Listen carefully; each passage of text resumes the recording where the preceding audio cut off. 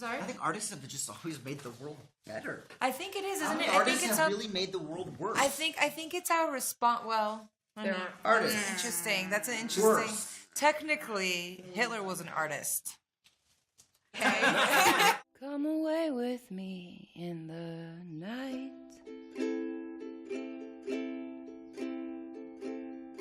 Come away with me and I will write you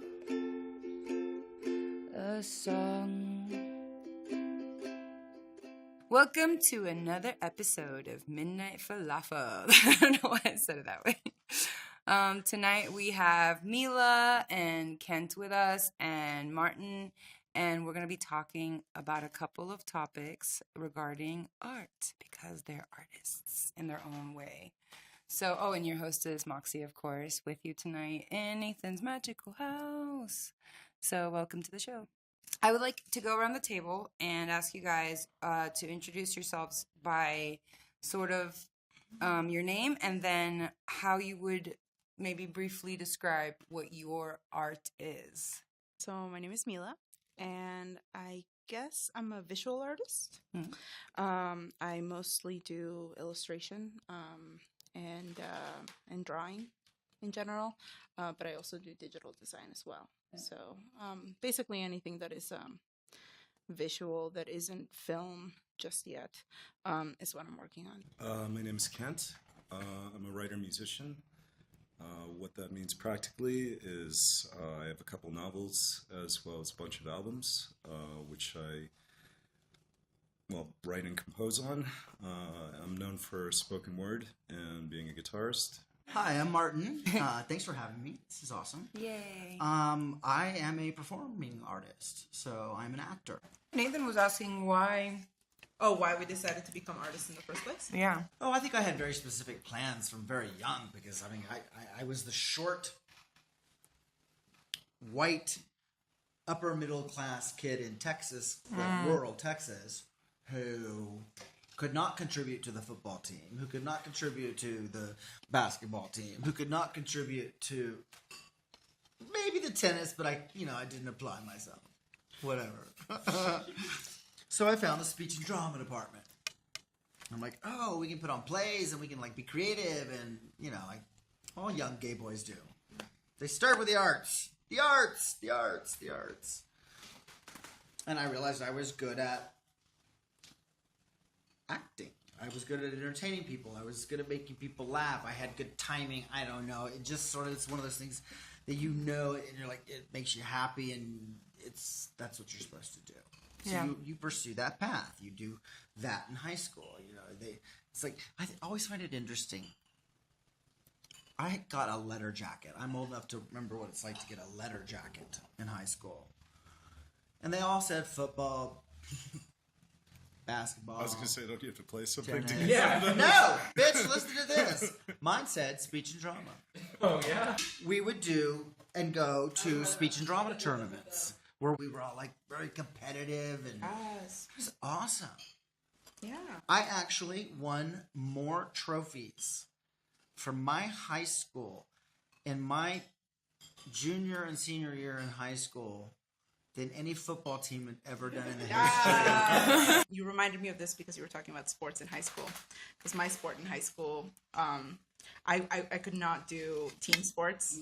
I sucked at team sports because I have social anxiety. So anytime somebody would hand me a ball, it would just be the worst thing in the world. What do I do? Start to throw it?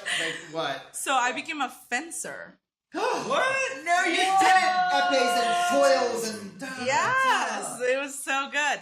So anyway, the reason why you reminded me of this, or why I'm following this train of thought, is because I am now teaching a 7-year-old girl how to fence. Oh, And it's so cool. And it's so cool and it's so much fun and she's my hero and I adore her. But the thing is that I was thinking about it in terms of just ego versus encouragement. Sure.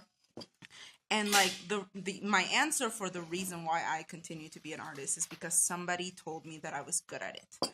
And I think that there is this, especially as women and especially me talking to a little girl about fencing, there hasn't been throughout our lifetime enough encouragement to be bold, to be good at something, and to want to like go with it, To voice yourself. to voice yourself, or to really be proud of your talent. It's been kind of looked at as egotistical to a certain degree to say, Or without value. yeah, and it's okay to like encouragement. It's okay to like other people liking that you're a good musician. That's okay. I think that if that encourages you and it pushes you and it feeds you to create more art, then why not do it? Since you brought up like what I was saying about like ego and everything, also like any negative feedback also drove me to be an artist as well. Like my dad showed up to one of my first, like I was in this kind of crummy punk rock band in high school. What was it called? What was it called? It's called Stalag 17 after this old World War II film. Is there like video on YouTube? No, but it's funny because the rhythm guitarist and the drummer ended up going to college together and running the college radio. And like I went to visit them in Philadelphia, and everyone was like, "Oh, you're Kent," and I was like, "What? How do you know?" And like they didn't even play our songs; they just played the stuff in between takes of me screaming at the other band members. Like, you guys need to get in tune. Like, what is wrong with you guys? Just cursing. And, like, so this entire college just knew me as the angry Asian frontman. But it was like my dad showed up to our first show just to, like I didn't even tell him about the show, and he showed up just to disapprove. Like, I was playing at this place that had like it had one set of windows, right? So there's a crowded bunch of teenagers jumping around and screaming. And I remember at some point while we're playing, I looked up and I could see out the one window of this place my dad just kind of standing there with his arms crossed, like disapproving. And then and my dad played guitar too, which is ironically that's what started me on guitar. Was I was inspired by him. But I came out and basically he just pointed out all my mistakes, being like, "Oh, you got this wrong and you got this wrong." And I was like, "Oh, great." My dad passed away when I was 19, but my mom is still alive, and I was asked to appear. And this was at Madison Square Garden Theater. The show went off really well, and my mom had come along. And I remember after the show, I came backstage, and I was like, "Hey, Mom, what'd you think?" And I'm full of adrenaline. I'm like, "Dude, I just did a bunch of stuff in front of like 10,000 people. This is incredible." At Madison Square Garden. At Madison Square Garden. And my mother's only comment was, "There's a lot of really strange people here." Is art wasteful? And Is art wasteful? Is art wasteful? Well, I was inspired by the zero waste lifestyle, and I have been trying to lead a minimal waste style, which means that I've adjusted my lifestyle in such a way so that I produce the least amount of garbage that would go into a landfill as possible. Wow, that's commitment. Thank you. I mean, that's like really thinking about things differently. Yeah. Sure. Well, and a lot of it too was, it was a pet project for myself, and then eventually it just kind of turned into the more that I did research and the more that I became aware of this kind of lifestyle, the more I realized that I just wanted to sort of lead a lifestyle that would also influence other people in small ways, and that would create an impact and a domino effect, and sort of exemplify in a way, because I'm a very lazy, messy person. So in a way, I wanted to sort of create a lifestyle where I'm like, you don't have to be perfect in order to help the environment, but you can do little things in your day-to-day life that don't have to feel like this insurmountable goal of leading a zero waste lifestyle. Although I think it's incredible, I don't think that the average person can reduce their waste to a mason jar a year, which is what some of these zero waste lifestyle people do, which is really cool. A mason jar. Yes, yeah. There's a girl in New York City who has like got a blog of like every year it's like the thing becomes smaller and smaller. She's like, this year, like when she started, it was just like a thing like this, and then now it's just like a tiny container of garbage that spans like 4 or 5 years. I've probably done that today. That's cool. That's cool. I don't get it yet. I want to hear more about it. Sure. But what does that have to do with art being wasteful? I would say that you can think of the play on words of wasteful as, is art something that is not worth doing in the world these days? Is it kind of a drop in the ocean because we have social media, that kind of stuff? Or is art wasteful in the literal term of, do we create garbage when we make art? And I would say that out of all of us as artists, Mox and I being visual artists, I think that we're the ones that would Create the most waste in a certain way. in that literal term. Yeah, exactly. Because everything that a writer and a musician can do and a performer can do is all digital nowadays, or visuals. With zero waste lifestyle that you're talking about, though, I think it's really cool, and I think it's something I want to learn more about. I don't know if I'm on board with it yet. It's a little frightening to me. But I don't think I could get through, the next 40 years of my life on this earth without art. Out of the literal question, right? So Martin's an actor, I'm a musician. Where the actual physical trash that would be produced would be from productions more than personally.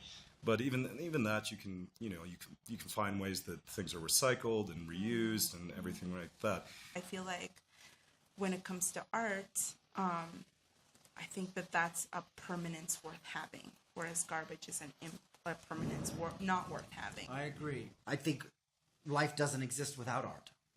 You can't go to a world where there's no art, whether it's disposable or not. Historically, it's only been very recent that we've been able to preserve art in any sort of way. Sure. That's why, when we're talking about ancient art, we're generally talking about architecture and structures and things that could last millennia. As far as art which has been able to be preserved, if you're talking about visual art, you're talking about the last 1,000 years is where most of the stuff we're looking at. Mm-hmm. The last 500, if we're really talking about what most people are aware of. If you're talking about music, you're talking a little over a century. If you're talking about film, you're talking about a century. We're in a very specific time where that can even be a question. Art up until now has always been something that has been. I hate the idea that it's something that's like waste or trash. Like it's always been something I prefer transient. Yeah, okay. I much prefer transient to that. Sure. So everything about art is based on also the interpretation that we make of it. Art wouldn't exist without the audience to experience it. But I just think that the reason why I separated it, or the reason why I couldn't compromise my art versus the environmental causes that I wanna follow and that I'm so passionate about, is because I believe that art, like human beings, is a product of the result of the trash problem. Yeah. And in a way, it's a victim of it. I think that art is suffering from the fact that we're just a lot of humans who didn't have foresight in a lot of ways, and now we're creating all of this garbage. I adore books, for example. I adore the smell of them, the feel of them. I love print. And any time that I have a conversation about environmentalism with anybody and they pull out their day planner, they apologize to me and they're like, "Oh, I'm sorry that I'm making trash because I have a day planner." And I'm like, "Are you kidding me? I have a day planner. I can't live my life without it. I like the feel of paper." So I think that it's a victim of it, not so much a only if you let it be. Only if you let it be. I'm the one. I travel a lot with my job, and I sit on the airplane. I read books. I'm like you. I love books. I like the paper. I'm like the Sunday New York Times in the hotel. It's just this great. Turn the big pages and read. I love all of that. And I sit next to the airplane with the person who's using their what do you call them? The Kindles. Yes. God bless them. They're doing much better for the environment than I am, but I just kind of look at them and go, "Oh, yes, succumbed." No one really knows in 100 years what people will consider art from our time, and it might be something that we would be shocked by if we could take a time machine and we 100 years. In 100 years, none of this stuff mattered, but somehow the Backstreet Boys have have maintained in the catalog for all time. They are timeless. They are okay. I felt so kind of helpless in the whole situation when I saw politics kind of at a rise, and realized that if I didn't get involved, I was sort of being oblivious and being very naive. So I was like, all right. And then I kind of got a little bit more involved, and I was like, I feel so helpless. I don't know what to do. And then I realized that Artivism is a thing, using your voice to you know, say what you're feeling and you're thinking is actually really powerful, because it gives a voice to like a lot of people that maybe don't have that voice. Absolutely. And it's actually something so valuable. I mean, some people would say that is the thing. I mean, again, we historically lived in a period of time where we can actually choose art. Artivism is that.